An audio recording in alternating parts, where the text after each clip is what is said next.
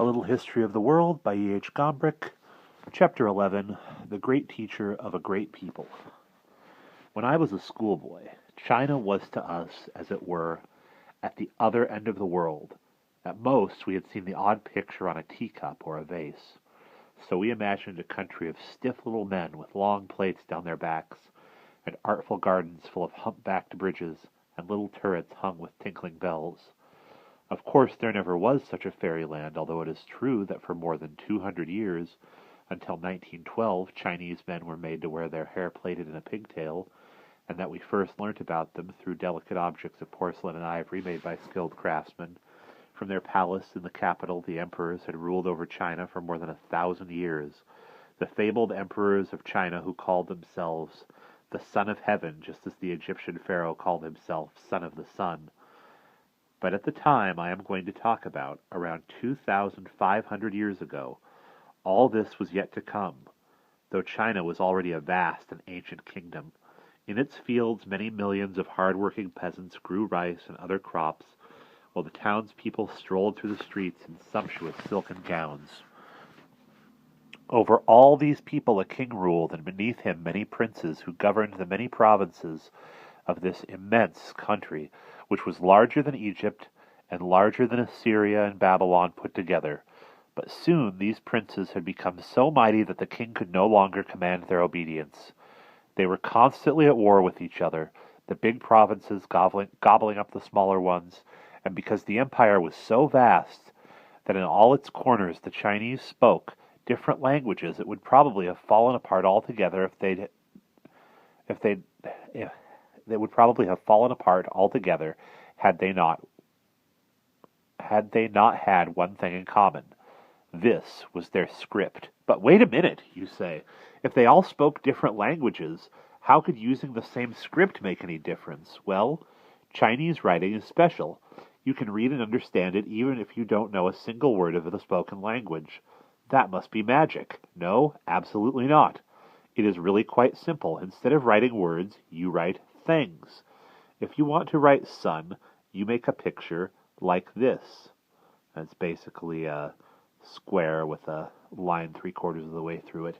Then you can read it in any language. Sun in English, soleil in French, or ji in Mandarin Chinese. Everyone who knows the sign will know what it means. Now I'll show you how to make the sign for tree. Again, it is quite easy, just a couple of strokes like this. And here in the book is the Chinese character for tree. In Mandarin, it is pronounced mu. But you hardly need to know the sign to make.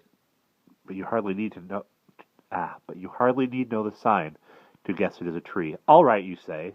I can see that works quite well for things you can draw. But what if you want to write white? Do you just paint a blob of white paint? And what if you want to write east? You can hardly draw a picture of east. On the contrary, you'll see that it's all quite straightforward. We can draw white by drawing something that is white, in this case a sunbeam, a stroke coming out of the sun, which stands for white. Blanc, pi, and so on. And east is wherever the sun rises, behind the trees. So I draw a picture of a sun behind a tree. That is clever, isn't it? Well, it is, and it isn't. There are two sides to everything. For when you think how many words and things there are in the world, in Chinese each one has its own sign which must be learnt. There are already more than 40,000 of them, and some are really complicated and hard to learn. So I think we should congratulate our Phoenicians on their 26 letters, don't you?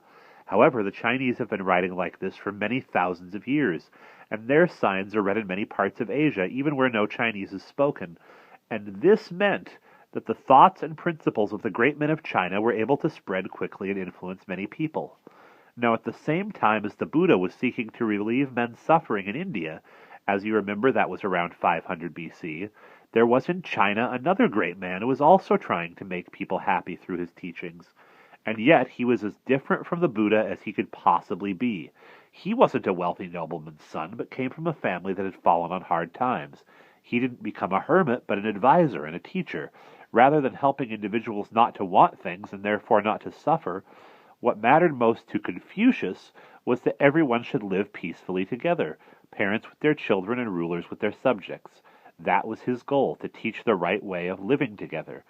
And he succeeded. Thanks to his teaching, all the peoples of China lived together for thousands of years more contentedly and more peacefully than many other people of the world.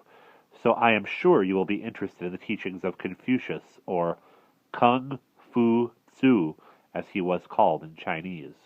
They aren't hard to understand, nor to remember. Perhaps that's why he was so successful. What Confucius proposed is quite simple. You may not like it, but there is more wisdom in it than first meets the eye. What he taught was this: outward appearances are more important than we think. Bowing to our elders, letting others go through a door first, standing up to speak to a superior, and many other simple things for which there are more rules in China than we have. All such practices, so he believed, were not just a matter of chance, they meant something, or had done once, usually something beautiful, which is why Confucius said, "I believe in antiquity and I love it." By this he meant that he believed in the sound good sense of all the many thousand-year-old customs and habits, and he repeatedly urged his fellow countrymen to observe them.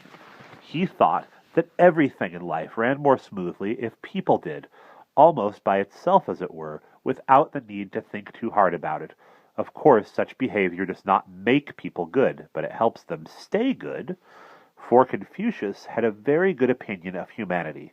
He said that all people were born honest and good, and that deep down they remembered so. Anyone seeing a small child playing near the water's edge will worry lest it fall in, he said.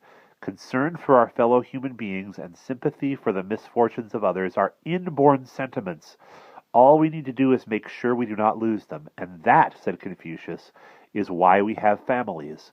Someone who is always good to his parents, who obeys them and cares for them, and this comes naturally to us, will treat others in the same way, and will obey the laws of the state in the same way that he obeys his father. Thus, for Confucius, the family, with its brotherly and sisterly love and respect for parents, was the most important thing of all. He called it the root of humanity. However, he didn't mean that respect and obedience should be shown only by a subject to his ruler, and not the other way round as well. On the contrary, Confucius and his disciples often came up against obstinate princes, and would usually tell them exactly what they thought of them. For a prince must take the lead in observing the forms. He must demonstrate a father's love in providing for his people, and deal with them justly.